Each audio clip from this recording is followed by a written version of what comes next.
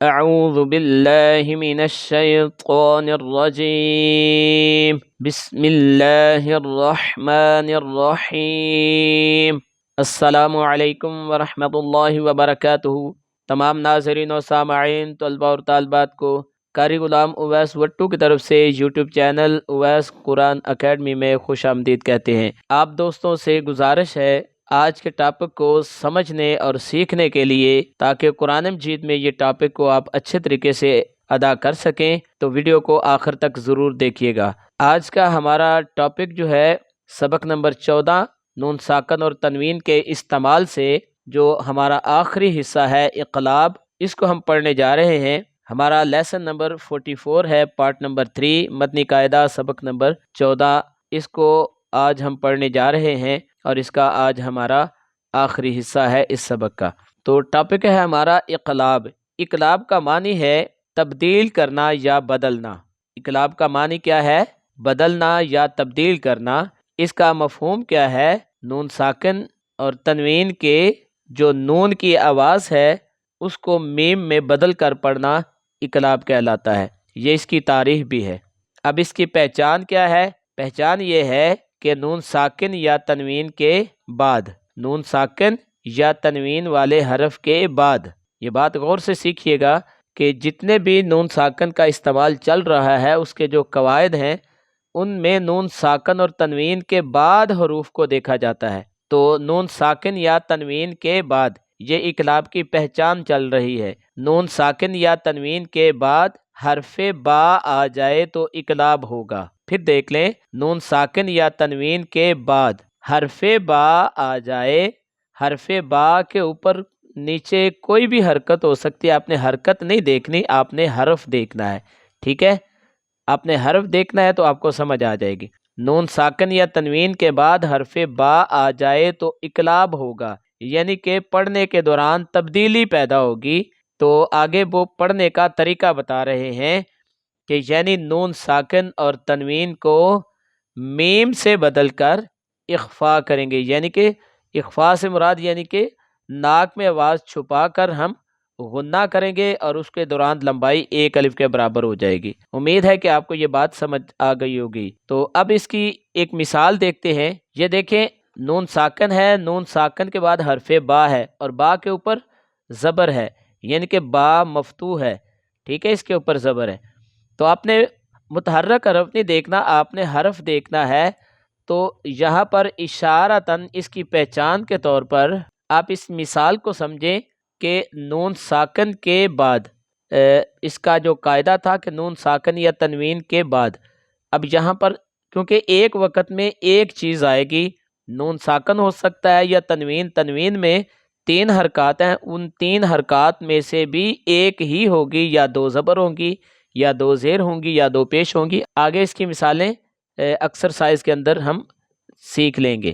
تو دیکھیں پہچان کیا تھی کہ نون ساکن یا تنوین کے بعد، تو اب نون ساکن آ گیا، نون ساکن کے بعد حرف با آ گیا، تو اب کیا ہوگا؟ اقلاب ہوگا، یعنی کہ تبدیلی پیدا ہوگی کہ نون کی آواز کو ہم میم میں بدل کر پڑھیں گے۔ تو یہاں پر اشارتاً چھوٹا سا میم لکھا ہوا ہے، جس کا مطلب ہے کہ یہاں پر ادائیگی کے دوران میم کی آواز کے ساتھ ہم نے اس کو پڑھنا ہے۔ اس کا جوڑ توڑ کا طریقہ کیا ہوگا یہ ہم مشق کے اندر سیکھتے ہیں۔ تو چلیں اپنے سبق کا آغاز کرتے ہیں۔ پیارے بچوں، آج کے سبق کا ہمارا یہ آخری حصہ ہے جس کو ہم پڑھنے جا رہے ہیں، جو کہ ہمارا ٹاپک اقلاب کے ساتھ وابستہ ہے۔ اب ہم اس کو جوڑ توڑ کیسے کریں گے کہ ان دونوں کو ہم علیحدہ علیحدہ پڑھیں گے، جب ہم اکٹھا پڑھیں گے تو ہم اس پروسیس کو، اقلاب کے پروسیس کو ہم ادا کریں گے۔ ٹھیک ہے، اس سبق کے اندر بیٹا یہ میری بات ایک ذہن نشین رکھ لیجئے گا کہ یہاں پہ نئی چیزیں کوئی بھی نہیں آ رہی۔ یہ جتنے بھی آپ سبق پیچھے پڑھ چکے ہیں یہ سب انہی اسباق کو ریوائز کیا جا رہا ہے اور کسی اصول کی وجہ سے ایک نیا قاعدہ بن جاتا ہے۔ بس یہ ذہن میں رکھیے گا کہ اس سبق کے اندر سابقہ جو سبق ہیں جو کہ ادغام کا آپ پڑھ چکے ہیں، اس سے پہلے جو 2 اسباق آپ پڑھے ہیں جو کہ لیسن نمبر 42 اور لیسن نمبر 43 کے اندر ادغام کا آپ نے حصہ پڑھا ہے، وہ چیزیں بھی اس کے اندر موجود ہوں گی۔ اور اس کے علاوہ سبق نمبر 11 یا سبق نمبر 11 جزم یا سکون کا جو چیپٹر ہم نے پڑھا تھا اس کی چیزیں بھی اس کے اندر موجود ہیں، اس کے ساتھ اس کی مشق کے الفاظ اس کے اندر موجود ہیں۔ سبق نمبر 10 کی مشق جس میں 14 اقسام سکھائی گئی تھی، جن میں حرکات، تنوین، حروف مدہ اور کھڑی حرکات اور حروف لین شامل ہیں، وہ 14 اقسام آپ نے سیکھی ہیں۔ یہ جتنی بھی اقسام بیٹا میں آپ کو مینشن کر رہا ہوں، یہ ساری چیزیں وقفے کے ساتھ یہاں پر ریپیٹ ہوں گی، تو بس نیا اصول یہاں پر آئے گا تو اس کی ادائیگی کو آپ نے سمجھنا ہے بس۔ تو یہ انتہائی آسان طریقہ ہے، انشاءاللہ آپ سیکھ جائیں گے۔ تو اس کو کیسے پڑھیں گے سب سے پہلے وہ دیکھ لیں۔ سب سے پہلے ہم یہ ایک حصہ ہم علیحدہ پڑھیں گے، اس کے بعد اس حصے کو علیحدہ پڑھیں گے۔ اسی طرح یہ جو علیحدہ علیحدہ حصے ہیں تو ان کو ہم الگ الگ کر کے پڑھیں گے، تو جب ہم ملا کر پڑھیں گے، ہم تیسرے سٹیپ میں جب ہم ملا کر پڑھیں گے تیسرے سٹیپ کے اندر، تو ہم یہ اقلاب کا اصول اپنائیں گے۔ امید ہے آپ کو یہ بات سمجھ آ گئی ہوگی، نہیں تو بار بار آپ اس کو ریپیٹ کیجئے گا تو انشاءاللہ سمجھ آ جائے گی۔ اگر پھر بھی نہ سمجھ آئی تو آپ مجھے کومنٹس کیجئے گا تو میں اس کا پراپر دوبارہ جواب دے دوں گا۔ بسم اللہ الرحمن الرحیم۔ میم زیر نون من، با زبر عین با، دال زیر دی بعدی۔ اب تیسرے سٹیپ کے اندر ہم یہ اقلاب کا اصول اپنائیں گے۔ مم بعدی، میم زیر نون من، با زبر قاف بق، لام زیر لی بقلی، ہا زبر الف ہا بقلیہا، مم بقلیہا۔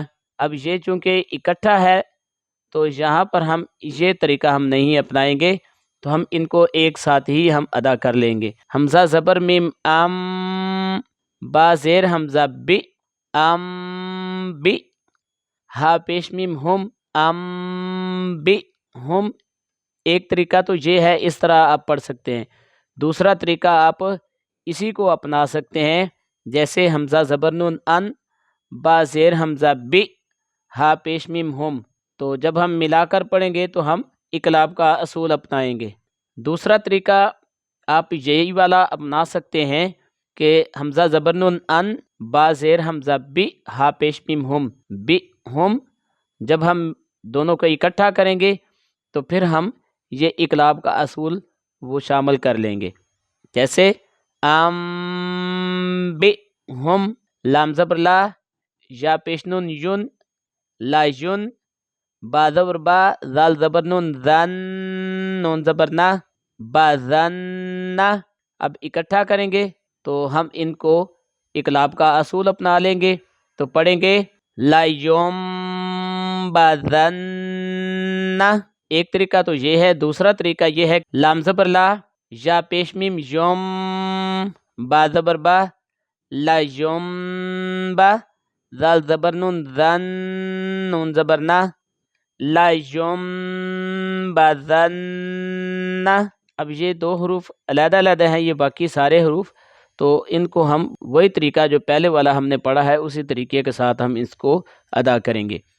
قاف زبر واو قو، لام دو زبر لن، قولن، با زبر با، لام زیر یا لی بلی، غین دو زبر غن، بلیغن، قولم بلیغن، خا زبر خا، با زیر یا بی خبی، را دو زبر رن، خبیرن، با زبر با، صاد زیر یا صی بصی، را دو زبر رن، بصیرن، خبیرن بصیرن، جیم زبر نون جن، نون زبر نا، جنہ، تا دو زیر تین، جنتن، با زیر بی، را زبر با رب، بی رب، واو زبر وا، بی رب و، تا دو زیر تین،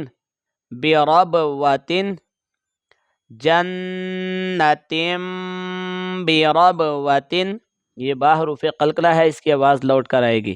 کاف زیر کی، را زبر الف را، کی را، میم دو زیر من، کرامن، با زبر با، را زبر را، بارہ، را زبر را، بارارہ، تا دو زیر تین، باراراتن، کرامم باراراتن، حا زیر لم حل، لام دو پیش لن، حلن، با زیر بی، ہا کھڑی زبر ہا، بی ہا، ذال زبر الف ذا، بی ہذا، حلم بہذا، صاد پیش میم سم، میم دو پیش من، سمن، با پیش کاف بک، میم دو پیش من، بک من، سمم بک من۔ تو پیارے بچوں، امید کرتے ہیں کہ آپ نے اس لیسن کو اچھے طریقے سے سیکھا، تو بار بار اس کی دہرائی کو جاری رکھیں تو آپ کو یہ سبق انشاءاللہ سمجھ آ جائے گا۔ اس کے بعد نیکسٹ لیسن جو ہوگا، لیسن نمبر 45 پارٹ نمبر 1، مدنی قاعدہ سبق نمبر 15، میم ساکن، اس کے قواعد کو ہم پڑھنا سیکھیں گے، اور میم ساکن کے قواعد میں سے ادغام شفوی، اس کی معلومات اور اس کی ایکسرسائز ہم پڑھنا سیکھیں گے۔